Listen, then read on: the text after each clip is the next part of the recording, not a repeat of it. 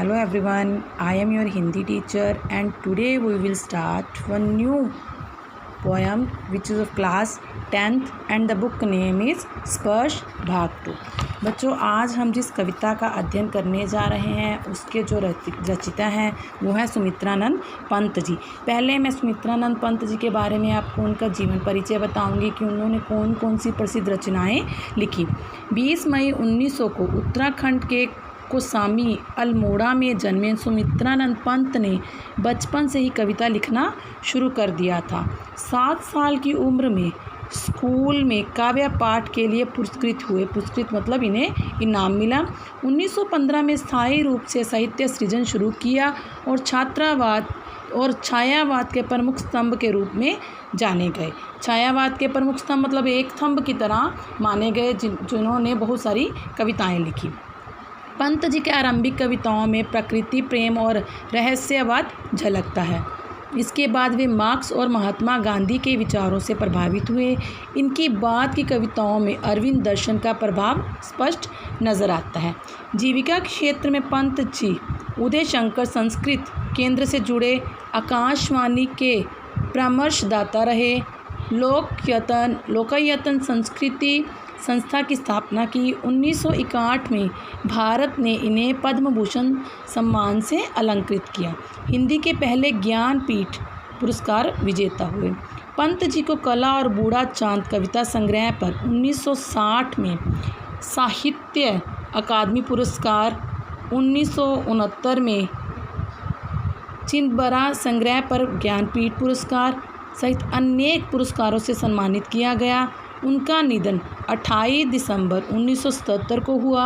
इनकी प्रमुख कृतियां थी वीणा, वल्लभ, युगवाणी, ग्राम्या, स्वर्ण किरण और लोकायतन। पाठ प्रवेश। भला कौन होगा जिसका मन पहाड़ों पर जाने को ना मचलता होगा।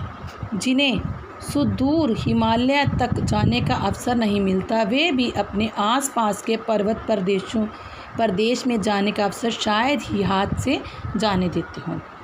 ऐसे में कोई कवि और उसकी कविता अगर कक्षा में बैठे बैठे ही वह अनुभूति दे जाए जैसे वह अभी अभी पर्वतीय अंचल में विचरण करके लौटा हो, तो प्रस्तुत कविता ऐसे ही रोमांच और प्रकृति के सौंदर्य को अपनी आँखों से निरखने की अनुभूति देती है। यही नहीं, सुमित्रानंद पंत जी की अधिकांश कविताएं पढ़ते हुए यही अनुभूति होती है कि मानो हमारे आसपास की सभी दीवारें कहीं विलीन हो गई हों।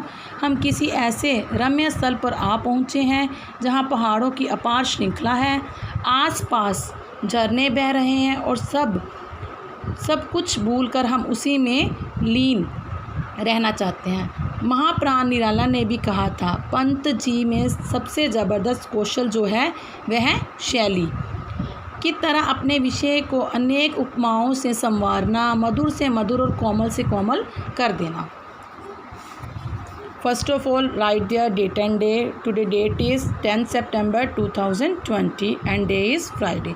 पर्वत प्रदेश में पावस, पर्वत होता है पहाड़, प्रदेश वहाँ का देश और पावस मीन्स होती है बरसात।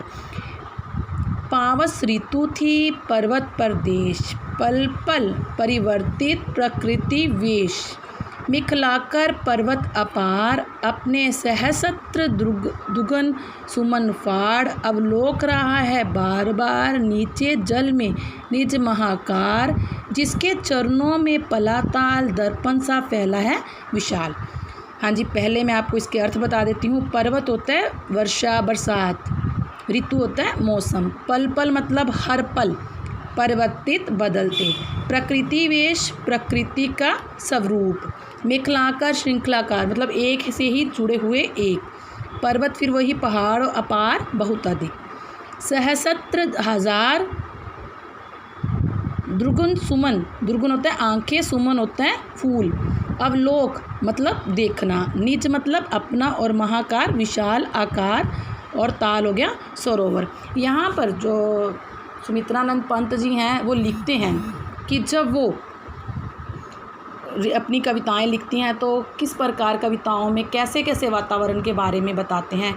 कवि कहता है कि वर्षा ऋतु थी। पर्वतीय प्रदेश में प्रकृति हर पल अपना रूप बदल रही थी।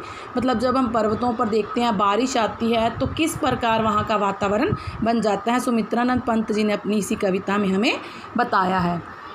श्रृंखलाबद्ध ऊंचे उठे हुए बड़े पर्वत पर अनेक रंग बिरंगे फूल खिले हैं।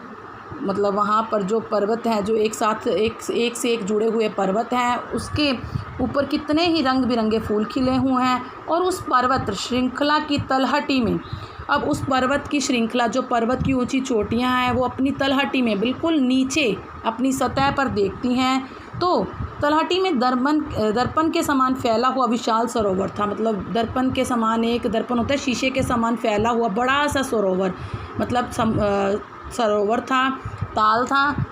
ऐसा लगता था मानो ये श्रृंखलाबद्ध अपार पर्वत अपने हजारों पुष्प रूपी नेत्रों से इस सरोवर रूपी दर्पण में अपनी शोभा देख रहा है। कहने का भाव है कि जब वहाँ पर बारिश आती है तो वहाँ का वातावरण कितना सुंदर हो जाता है।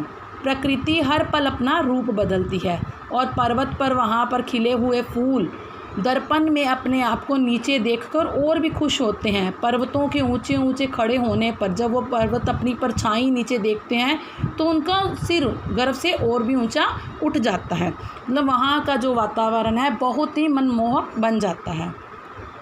गिरी का गौरव गाकर झरझर मद में नस नस उत्तेजित कर, मोती की लड़ियों से सुंदर झरते हैं जाग बरे निर्झर।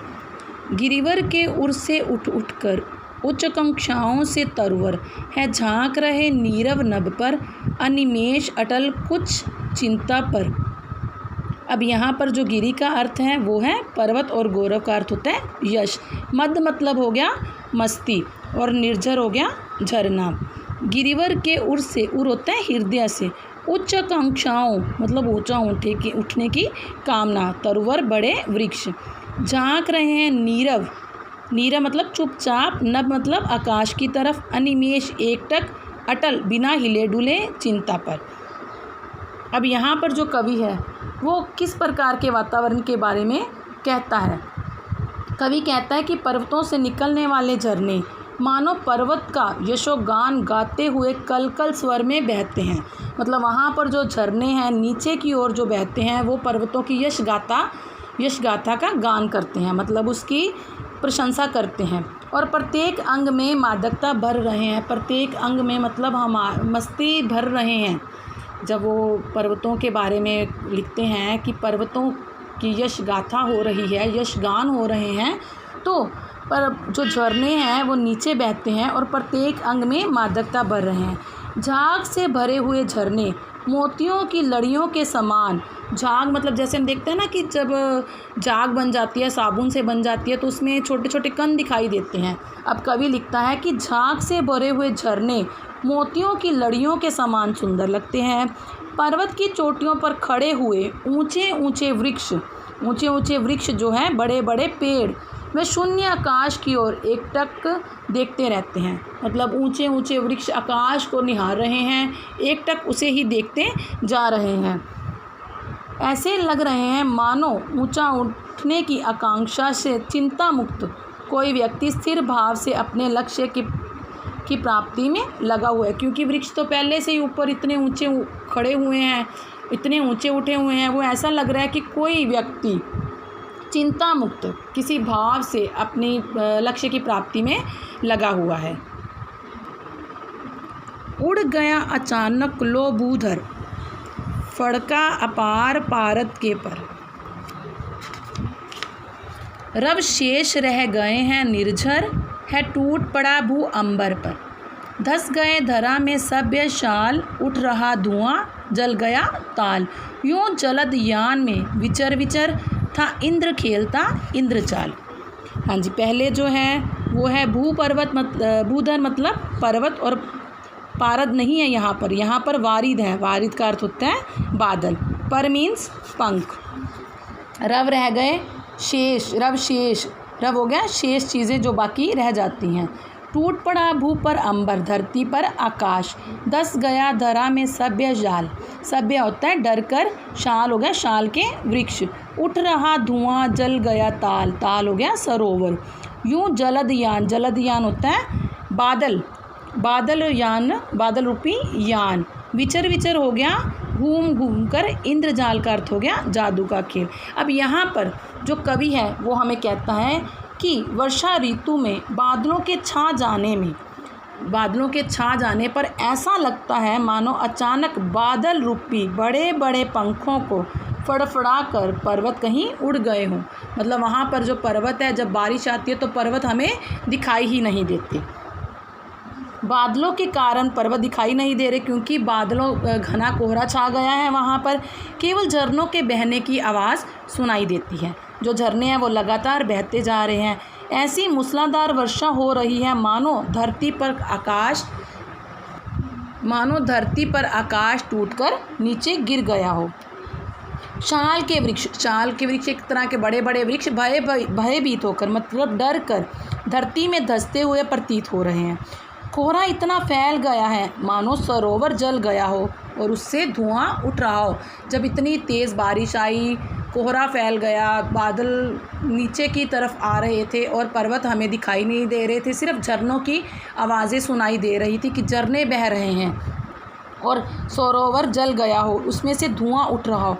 इस प्रकार से बादलों के यान में बैठकर इंद्र वहाँ अपने जादू के खेल दिखा रहा हो। मतलब परमात्मा को कहा गया है कि बादलों की जाल, कि बादलों के यान में, मतलब बादलों का कोई विमान बनाकर इंद्रजाल अपना जादू का खेल दिखा रहा हो। इंद्रजाल परमात्मा को ही कहा गया है कि किस प्रकार वहाँ पर बारिश आ रही है और वहाँ का वातावरण बहुत ही मनमोहक हो चुका है। Thanks everyone.